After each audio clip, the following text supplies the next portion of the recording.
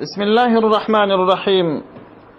یو ورور پوښتنه کړې ده، وایي دلته یو څوک وفات شو، نو بیا پر خپل وخت د کابل سه یو قریب و هغه راونه رسېدی، جنازه یې وسوه، وروسته بیا هغه قریب چې رالی دوهم وارې د جنازې لمونځ ورکړي.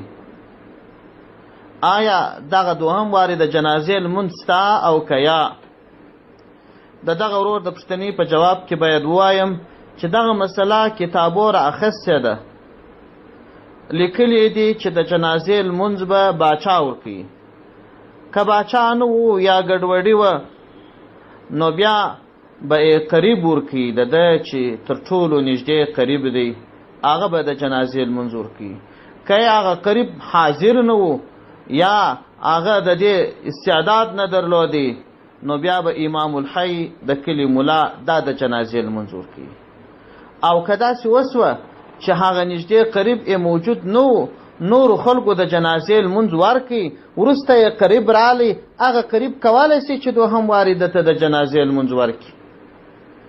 الجوهرة النیره جلد اول صفحه 106. والسلام علیکم ورحمة الله وبرکاته.